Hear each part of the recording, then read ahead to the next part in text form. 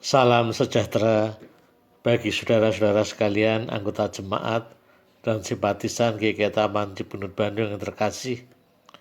Saya Pendeta Budi Cahyono Sugeng akan melayani persekutuan doa malam hari ini, Kamis 13 Agustus 2020.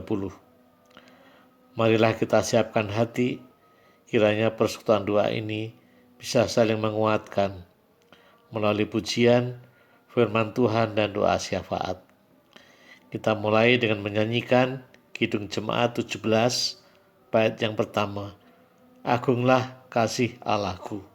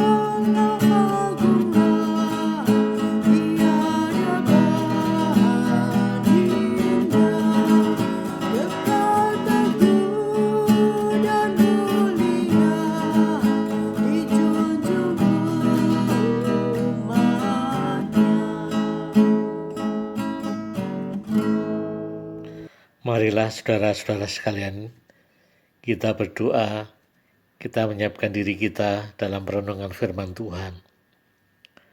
Ya Tuhan Bapa kami dalam surga, kami bersyukur kepadamu kalau pada saat ini kami boleh kembali bersama dalam persekutuan doa. Ya Tuhan, walaupun kami secara fisik saling berjauhan, tapi secara iman kami satu. Dan di dalam kesatuan itulah kami boleh merasakan semuanya ada di dalam kasih Tuhan. Ya Tuhan, dalam persekutuan doa pada malam hari ini, kami hendak bersama merenungkan firman-Mu, juga nanti berdoa syafaat. Tuhan, siapkanlah kami dan layakkanlah kami semuanya. Dalam nama Tuhan Yesus, kami telah berdoa. Amin. Saudara-saudara sekalian, nas Alkitab yang hendak kita renungkan pada malam hari ini, saya ambilkan dari Matius pasal 15, ayat 21 dan 22. Dan renungan ini saya berikan tema, kasih Allah bagi semua manusia. Lalu Yesus pergi dari situ dan menyingkir ke daerah Tirus dan Sidon. Maka datanglah seorang perempuan Kanaan dari daerah itu dan berseru, kasihanilah aku ya Tuhan, anak Daud, karena anakku perempuan kerasukan setan dan sangat menderita. Saudara-saudara sekalian yang kami kasih dalam Kristus, dari sejak awal Allah menciptakan manusia, Allah tidak pernah membuat diskriminasi atau pembedaan-pembedaan. Bahkan laki-laki dan perempuan pun diciptakan sama-sama segambar dengan Allah, yaitu Kejadian pasal 1 ayat 27. Lalu Allah memilih Abraham dan keturunannya. Itu juga bukan berarti Allah mengistimewakan mereka dibandingkan dengan bangsa-bangsa lain. Allah memilih Abraham sebagai sarana Allah untuk memilih atau menyelamatkan bangsa-bangsa lain. Itu bisa kita baca pada Kejadian 12 ayat 2 dan 3, di mana Abraham dan keturunannya diberkati untuk menjadi berkat bagi bangsa lain. Namun sayang saudara sekalian, umat Israel sebagai keturunan Abraham memahami secara berbeda maksud dan rencana Allah tersebut. Umat Israel memandang mereka sebagai umat pilihan Allah yang diistimewakan daripada bangsa-bangsa lain. Maka umat Israel memandang bangsa lain sebagai kafir, tidak bertuhan, dan tidak layak untuk mendapatkan kasih Allah. Pada zaman Tuhan Yesus pun pemahaman orang Yahudi tidak berubah, tetap memandang bangsa lain sebagai kafir dan tak layak dikasih Allah. Mereka membuat pembatas antara umat pilihan Allah dan bangsa lain atau kafir. Dan di antara keduanya tentu tidak ada relasi.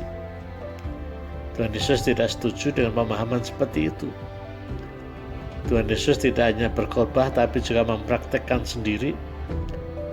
Maka Tuhan Yesus datang juga untuk mengasihi bangsa lain atau mengasihi semua bangsa.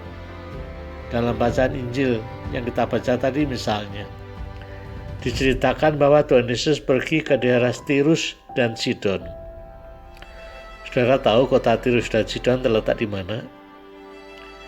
Tirus dan Sidon adalah kota-kota yang terletak di luar Israel.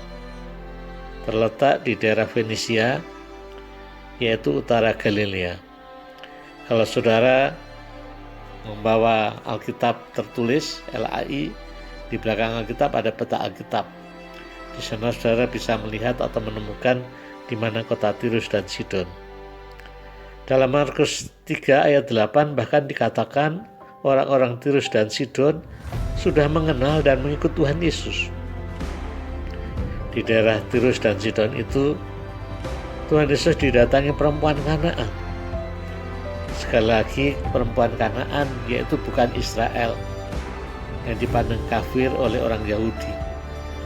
Perempuan Kanaan ini mempunyai anak yang kerasukan setan dan ingin disembuhkan oleh Tuhan Yesus. Melalui berbagai dialog, akhirnya Tuhan Yesus mengetahui betapa besarnya iman perempuan Kanaan itu. Maka Tuhan Yesus menyembuhkan anaknya yang kerasukan setan itu. Saudara sekalian, pada masa kini batas atau pembatas bisa terlihat jelas ataupun tidak terlihat jelas, membuat orang saling tidak berelasi, bahkan bisa saling bermusuhan. Dan sekarang dalam pembatas yang jelas bisa kita lihat misalnya pagar rumah. Ya, tentu maksudnya untuk melindungi diri sendiri. Tapi seringkali pembatas rumah atau pagar itu juga membuat hubungan dengan orang lain jadi tidak bisa katakanlah mulus.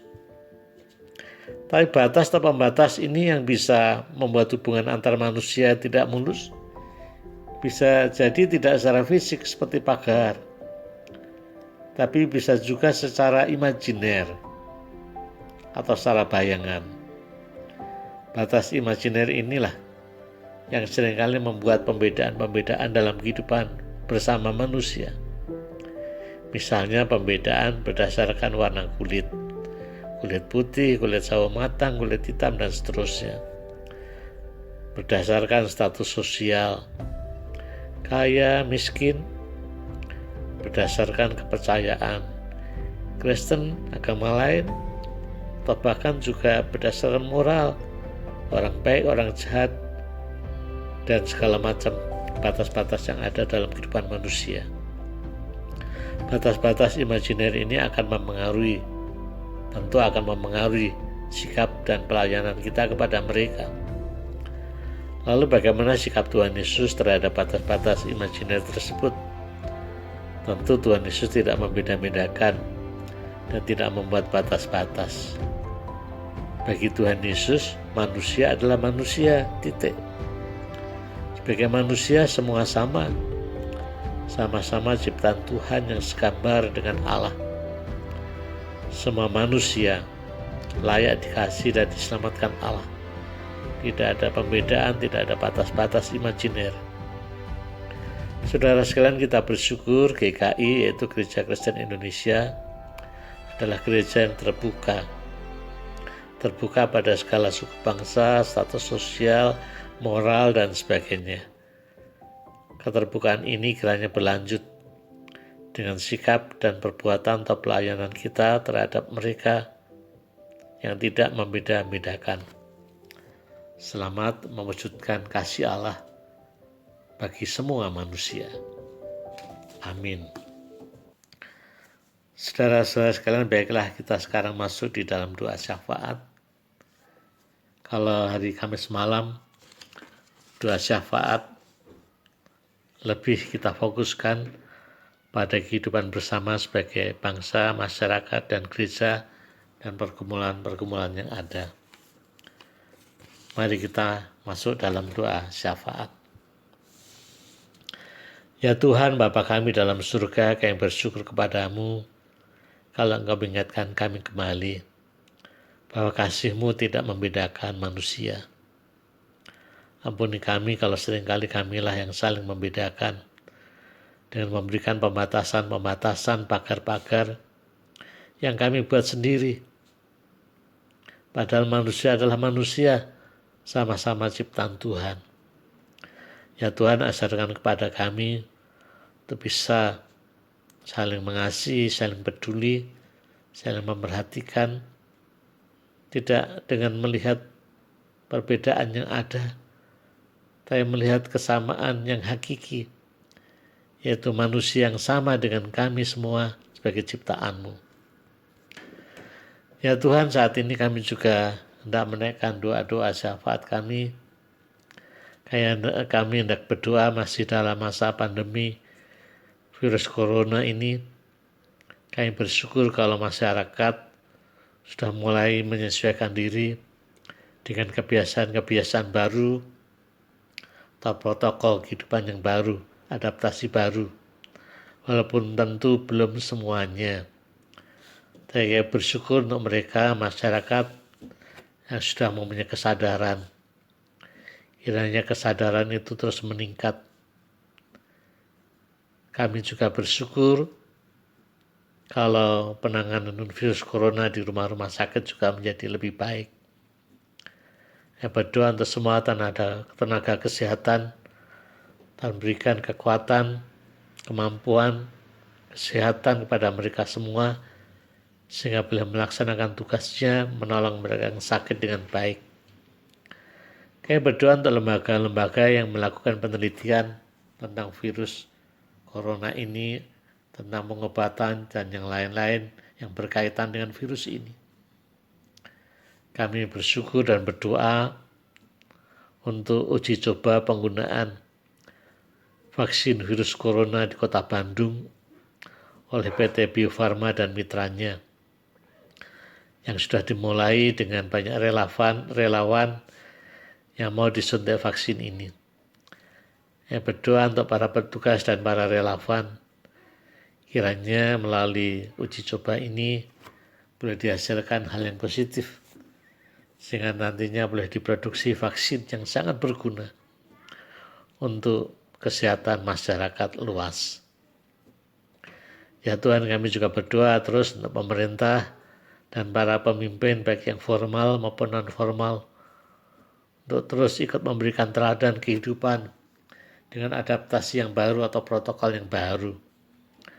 Memakai masker, jaga jarak, tidak berkerumun, mencuci tangan, dan seterusnya. Kami juga berdoa dan prihatin untuk masyarakat yang terkena dampak secara ekonomi karena virus corona ini. Ya Tuhan, berikanlah kesabaran kepada mereka, juga terus perjuangan untuk berusaha. Dan kiranya perjuangan itu boleh Tuhan berkati, sehingga juga memberikan solusi. Untuk bantuan-bantuan yang ada, kiranya juga bermakna untuk mereka semuanya. Kami juga berdoa untuk jemaat GKT Menjemput Bandung, khususnya dalam rencana untuk mempersiapkan protokol-protokol baru dalam ibadah. Ya Tuhan, kiranya Engkau memberikan hikmat kepada kami semuanya, sehingga kami juga boleh menyiapkan diri dengan protokol yang baru itu. Ya Tuhan, walaupun kami rindu untuk beribadah secara tatap muka yang sedang kami gumuli ini, namun kami percaya Engkau juga memberkati kami semuanya yang ibadah dari rumah kami masing-masing, juga kegiatan-kegiatan spiritual kami di rumah kami masing-masing. Tuhan berkati. Ya Tuhan, terima kasih. Itulah doa-doa kami semuanya. Saya panjatkan dalam nama Tuhan Yesus yang sudah mengajar kami doa Bapa kami. Bapa kami yang di surga, dikuduskanlah namamu. Datanglah kerajaanmu, Jadilah kehendak-Mu di bumi seperti di surga. Berikanlah kami pada hari ini makanan kami yang secukupnya. Dan ampunilah kami akan kesalahan kami, seperti kami juga mengampuni orang yang bersalah kepada kami. Dan janganlah membawa kami ke dalam pencobaan, tapi lepaskanlah kami daripada yang jahat. Karena Engkaulah yang punya kerajaan dan kuasa dan kemuliaan sampai selama-lamanya. Amin. Saudara-saudara sekalian yang kami kasih dalam Kristus, marilah kita lewati malam hari ini dengan hati yang penuh damai. Hayatilah dan rasakanlah kasih Tuhan juga bagi kami, bagi kita semuanya.